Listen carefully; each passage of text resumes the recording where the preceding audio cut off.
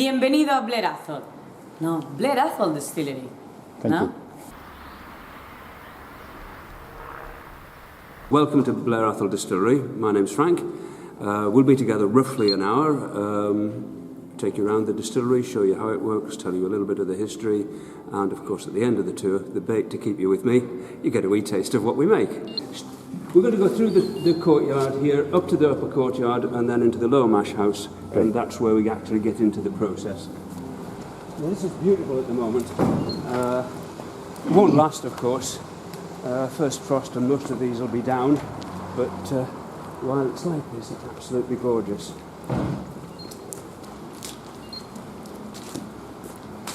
Right, well, this is where it works. Come along in. We're now in one of the oldest working distilleries in Scotland. Legally it dates back to 1798, when our local farmers at Outdoor Farm got their first licence to make whisky. We don't know how long they'd been making whisky before they got the licence, by the way. Local farmers around here had a certain reputation for trying to avoid taxes, and of course a couple of 100 years ago it was even more of a rural area than it is now. Arthur Bell, this chap, comes into our story a few years later. He started his own business in Perth in 1825, buying and selling things, which happened to include whisky. And he was one of the first to actually start blending, mixing together different whiskies to try and achieve a flavour which would be more pleasing and sell more and make him more money, of course.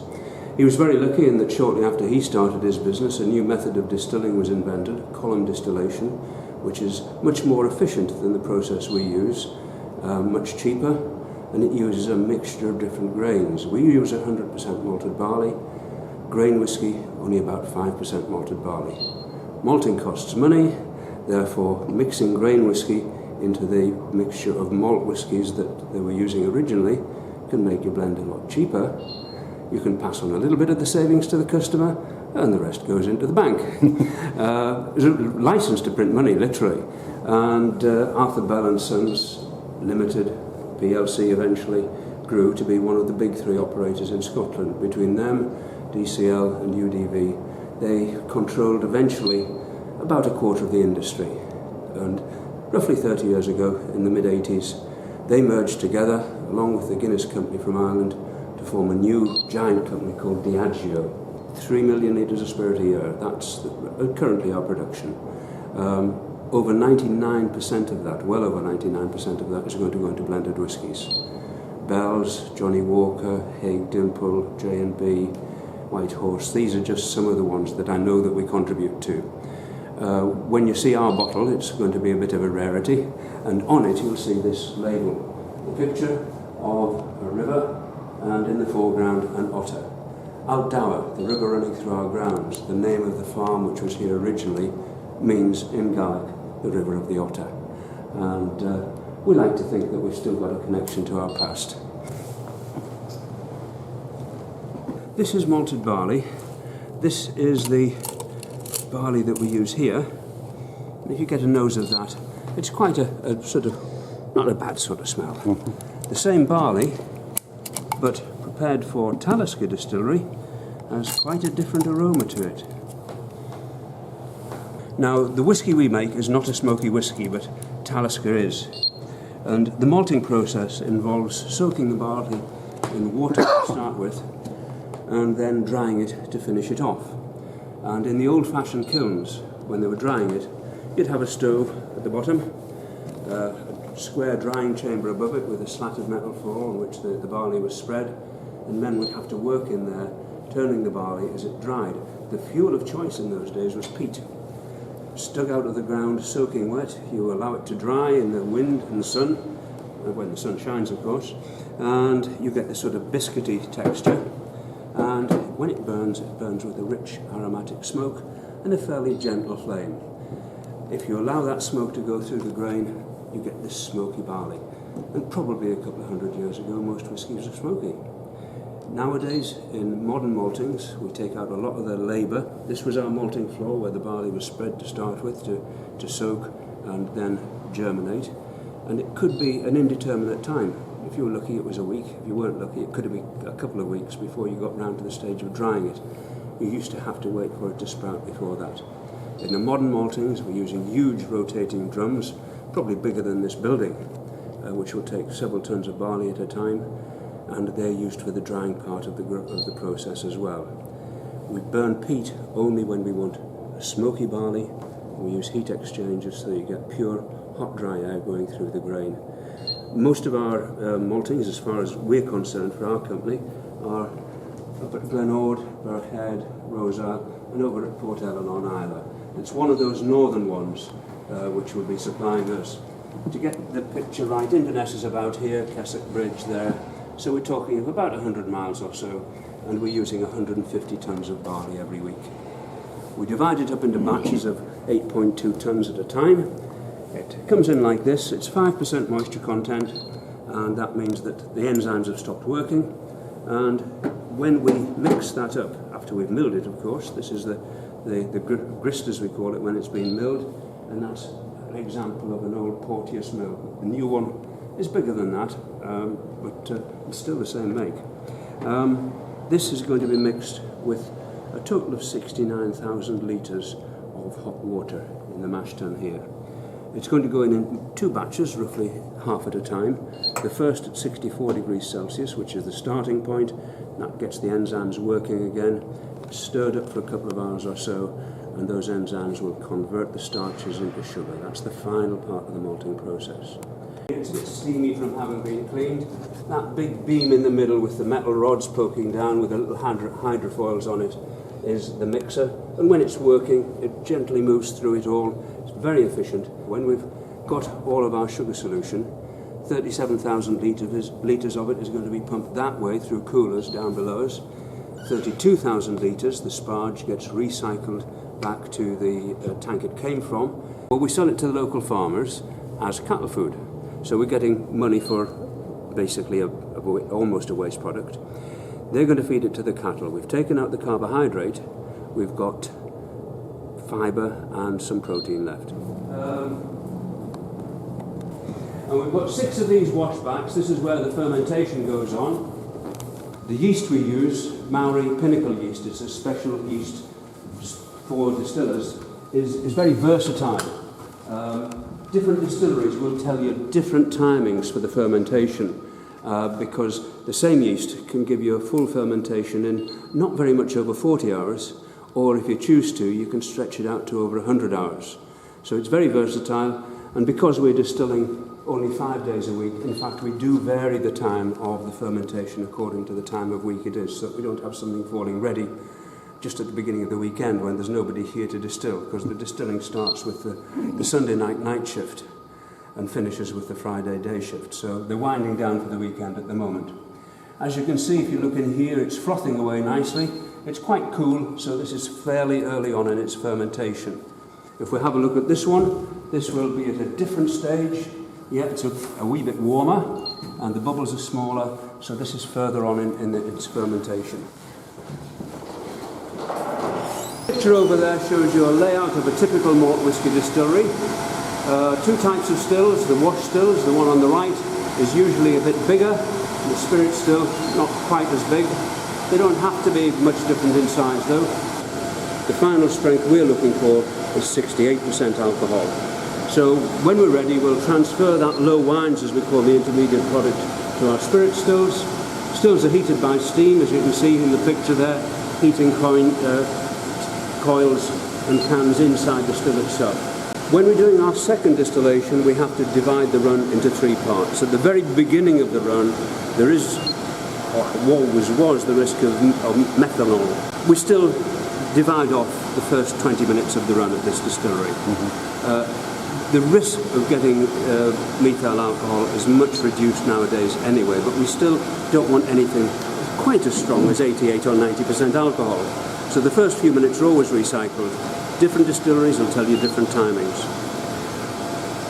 We also now get to the heart of the run, the middle bit. That we're looking for 68% average, and that is what's going to be collected in the spirit receiver down there. Then we get the tail end, the faints, not much stronger than we started. and it will contain impurities which would spoil our whisky. So that has to be recycled too. The recycling is very neat. We've no idea who first worked this out, but the two ends get recycled back into these tanks, so that when we distill in the spirit stills, we're always recovering good alcohol from the old ends into the new heart. Theoretically, we should be getting more efficient every time we repeat it. Whether we do or not, I'm not sure. Okay, we're going in the still house now. This is normally where we've got very hot vessels, and looking at the spirit safe from here now, it looks as though we still have one of our spirit stills running at the moment. So we have our two wash stills on this side, our two spirit stills, normally the spirit safe where everything's controlled. Each still's got its own condenser, each one is separate from the other. And looking at it more closely, I see we have our number one wash still operating. That's the low wines coming in here, and our number two spirit still working, and this is one of the ends coming in here. Now, because I haven't been in here earlier today, I don't know which end that is. But on the law of averages, it should be the feints at the end of the run, because that's a much longer part than the 4 shots at the beginning. The other collector over towards the central position is for the heart of the run. The instruments you see here are hydrometers and thermometers. These are how we measure the strength of the spirit, temperature, and basically the density of the liquid compared to the density of pure water. But you can imagine this is an ideal place to be on a cold winter's day and grossly overpowering on a hot summer's day when we've got large groups of people, particularly coach parties. Now the river is very full today. As you can see, we've got the sluice partly open to let water run through on that side. Down below where all that foam is the filter where we actually draw off water, but you can't see it today because of the strength of the flow. Right, come along in here, in the dry. This is what we call the filling store, although we no longer fill barrels here anymore. Over at the back there we have our final spirit receiver, and until a few years ago we were using equipment like this to fill the barrels. As you can see, it's fairly easy to use, and a couple of men using this sort of equipment could probably fill about a dozen barrels an hour. Yeah. For our company, that's not good enough. We've got 28 distilleries, including one of the biggest distilling plants in the world. Can't say it is the biggest, but Cameron Bridge Distillery down in Fife can produce approximately 2 million litres of spirit every week. Not every year, but every week. And they're producing at, I believe it's 94.5% alcohol, as opposed to our 68% here. So you can imagine, by the time that's watered down to around about 64% alcohol, which is normal these days before it goes into the barrels, we're going to need an awful lot of barrels. Used mainly in our company fall into two categories: sherry butts like this and bourbon barrels like this one. The idea of maturing deliberately in old used barrels probably happened by accident. You go back to the days of being a farmer or a small distiller, you want to buy your barrels as cheaply as possible, and wines and spirits, before mass-produced bottling, were traded between one country and another in the barrels. So that would have ended up at a local wine merchant's, and when he'd emptied the barrel and sold everything out of it, he would sell the barrel as well. The local farmer, he'd buy a barrel from the wine merchant, more cheaply perhaps than the cooper, and you never know whether the cooper's being paid off by the excise man if you're doing it illicitly, so it might be safer. The beauty of it is the oak itself. This will hold colour and flavour from the wine that was in there to start with. The grain soaks it up. Then when we put our whisky in there, some of it comes back out into the whisky. And people discovered that actually it was a wee bit nicer after it had been in there for a while, and that's where the idea of deliberately maturing it in used wine barrels came from. 1916, our government introduced a new law: we must mature our whiskies for at least 3 years. That's 100 years ago. We've got used to that idea by now. In 1920, the United States government introduced prohibition. 13 years later, they decided it wasn't going to work. And we've got a display of some of the Cooperage tools, and you know, some of these things are fairly straightforward and easy to understand how they work, and others are a little bit more difficult. This thing, for instance, is for tightening up the hoops. You put that on the edge of the hoop. And this is the warehouse we're going to show you. It's one of 3 maturing warehouses that we have on site, each one with about 5,000 barrels in it. And it's what we call a bonded warehouse, where we're allowed to store our spirit without actually paying the tax yet. We do have to pay it eventually, but not yet. The reason for not paying it yet is it's actually almost impossible to calculate what it's going to be, because these barrels come in here, each one's got the date, the year that it was filled, and a barrel number within that year, and it tells you where the spirit came from. So we've got Blair Athol here, we've got some Glenorden along there, we've got whisky from other distilleries in here, and some of ours is not on site here, but it's in other distilleries' warehouses. Mainly bourbon barrels here, 2 or 3 sherry butts down here, and more of the sherry butts hidden away in the shadows over there. Now, when these came in here, nobody knew when they put them in how long they were going to be here. Most of our spirit is going to be used for blending, and yet we've got some there going back to 1968. That's the last time those barrels were filled. We're losing, on average, 2% of the content every year through the angel share, invisibly evaporating off the outside. So in those barrels, there might be only 30 or 40 bottles worth of content, and it could be down to about 45% alcohol, having started off at about 64, because we lose the alcohol a little bit more rapidly than the water, generally, because alcohol is more volatile. That, for this company, is going to be used almost like a tincture, an essence, to go into rare, special bottlings in the shop. We have a wonderful cupboard here. Isn't it amazing what you find in a cupboard like this? There's a full tray, maybe a couple of dozen. What's been poured already is this, our 12-year-old Blair Athol single malt whisky. Bottled at 43% alcohol. We never bottle at less than 40% alcohol for Scotch whisky. And we can, if we wish, bottle all the way up to full cask strength.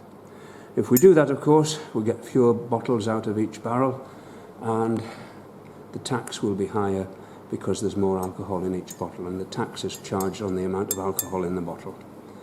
The usual official notices that we have to put on these days to show we've paid the tax, to advise people of what they should or shouldn't drink, and when they shouldn't as well. So, if you would like to have a wee try of this, that's our 12-year-old there. Now, I don't drink when I'm working, but I don't feel properly dressed if I haven't got a glass in my hand. I've been enjoying malt whiskies for many years, been enjoying whisky of all kinds for many years, over 60 years now, I think. And yeah, it's a nice drink, very nice drink. I like this one particularly. When you're trying a whisky, it's new to you, obviously you have a look at it first. We've had a look in the bottle. If you hold it up to the light, you can see it's a lovely colour, and you can see it starting to form these little teardrop patterns around the edge of the glass. It'll become more noticeable as you let it warm a little bit. And when you're nosing a whisky that's new to you, right now you're going to get quite a lot of alcohol vapour. It's quite sharp to start with. But I was taught a wee trick a little while ago to get past that. It looks silly, but it works. It's basically blowing at it to blow the alcohol off. And then in with the nose again.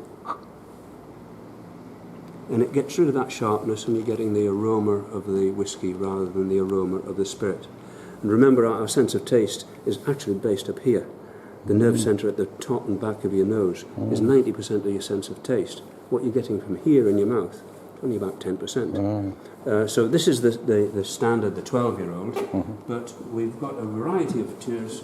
We have a signature tour where we would give or offer a choice of 4 different whiskies. So we'd start with our own 12-year-old, probably go on to this one, which is a limited edition bottling, distillery only bottling, and that's available only here in our own shop.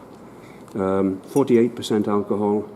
We're selling on average between 8 and a dozen a day, I think, at the moment. Obviously it varies according to the time of year. And we had one lovely customer about 3 weeks ago who bought 3 cases. Wow. I'd love to be on her Christmas list. And we've got others from other parts of the range. We've got Clynelish here, for instance, lovely coastal whisky from up the northeast of coast. Quite a fresh flavoured one. We've got Talisker, one of my current favourites, if this is the one I think it is. Oh no, that's Kalila Mock. We have a Kalila Distillers Edition, which is a real beauty. If I can find it. Don't see it in there at the moment. It's maybe been moved downstairs for somebody to have a tasting down there. But that's quite a combination of smokiness and sweetness, because that one's got a finish from Muscatal barrels. Mm-hmm. Muscatel as a wine is far too sweet for my palate, but when you use that barrel for finishing the maturing of a smoky whisky, it actually makes for a beautiful combination of flavours. Mm-hmm. But this is one thing where you'll find that nobody will ever agree on flavours. A signature tasting, the customer gets the basic tour that we've just done, and instead of 1 whisky, it'll be 4. So we'll include normally our 12-year-old. Normally we would include our limited edition bottling, the distillery-only bottling, and then we would pick a couple out of here. So for somebody who likes a smoky one, perhaps Kalila or Talisker, we might include, what have we got here at the back? Dalwhinnie, we've got Cardew there. We've got Dalwhinnie Winter's Gold in the back there. That's a new one that Dalwhinnie have brought out. And unusually, this is a weird one in a way. We normally tell people the best way to enjoy your whisky is warm, not cold. Dalwhinnie Winter's Gold, their preferred method of suggesting you try this is stick the bottle in the freezer for half an hour and then pour it into a chilled glass and taste it at different stages as it warms up. Now, I haven't had the opportunity to do that, but I did meet somebody who had just the other day, and they said, actually, it is surprising. It actually does taste better drinking it that way than just as you would normally drink a whisky, letting it warm, like nestling it in a brandy goblet type of thing. So, despite the fact that it goes against all that I would normally tell people, I'm going to have to try. So if you pay for this extra tour, yes, do you choose it, or are you guided, or how does it work? Well, if we've got the customers coming in, if they've got a particular, it might be a group of 3 or 4 people, if they've got a particular liking for certain whiskies, we would talk to them during the course of the tour and see if they've got any particular preferences and try and aim to go around the range that they prefer rather than just foisting something onto them. But if they don't have any sort of preference, if they say, well, no, we'll be guided by you, we'll try and guide them through the 2 of ours, and 1 perhaps from Dalwhinnie or Royal Lochnagar, and if they have a preference for a smoky whisky, we would always try to include 1 smoky one, unless somebody says, can't stand smoky whiskies. Well, okay, if they can't stand smoky whiskies, well, we would avoid that. We'd set it up in advance and put some whiskies out, but not necessarily pour them, and again discuss the choice with them. But the finale of it is we have 2 barrels of our own whisky there, 1 a sherry butt and 1 a bourbon barrel. It's straight, literally from the cask. You take the bung out and pour it, use a phalange and into a sample glass, and then you can pour it into their glasses, and they actually see it straight from the barrel. It's a lovely finale, and of course it's a whisky which they'll never taste again, because those barrels are not bottled. It's not possible to buy it. and it's a unique experience. We thoroughly enjoy doing it because it gives us an opportunity to talk in greater depth about the whiskies and get them to talk to us about their experiences in whiskey, because it's more of a social event. It's like being in a bar with a group of friends and sitting around, except of course I'm not drinking. And funnily enough, it's not a problem. I've had some great fun with the outdoor tours. There's a beautiful Port Ellen at £2,400 for a bottle, a 32-year-old. Yeah, if my Euromillion tickets comes up, that's on the shopping list, because Port Ellen, it'll never be made again. The distillery, as a distillery, doesn't exist anymore. There's only a maltings at Port Ellen now. And somebody high up in the company must know how much of it we have left. Nobody else does. So it is a rare thing getting a release of Port Ellen. And for those of us who like it, it's a long time since I ever tasted a Port Ellen, unfortunately. Beyond my pocket these days. But for those of you who like it, it was a criminal act closing that place. It's just a beautiful, beautiful whiskey, and as I say, it's just a special experience. Yeah, no, it's fascinating. Obviously, you obviously drink it, and you know your subject as well. Well, that's the thing. Everybody thinks we know a lot. And you come into the industry and you think, yeah, well, I know whiskey. Well, I do. Then after you've been there a little while, you think, I've learned a bit more, but actually, there's far too much to learn. And one of the nicest fellows I've ever met in the industry, a man called Ian Henderson, who has more distilleries under his belt as a manager than most. 30 years in the industry, came in as an engineer, self-taught as a distiller, became a legend in his own lifetime. He said, it doesn't matter how much you know, you'll never know it all. And if somebody of his stature in the industry can say that, yeah, you never know it all. And what I think I know is, well, I'm one or two steps ahead of the average customer, but I wouldn't say I'm necessarily one or two steps ahead of all of them. Some of them know more than we do. You've got to accept that, although people think you know a lot, deep down you know you've got a lot to learn. And I can't escape from that feeling. And you're always learning. I say to people, you don't drive, you don't go up step ladders, you don't handle power tools if you've had a drink. And if you know that you're going to do any of those things, you wait until you've done them before you have a drink.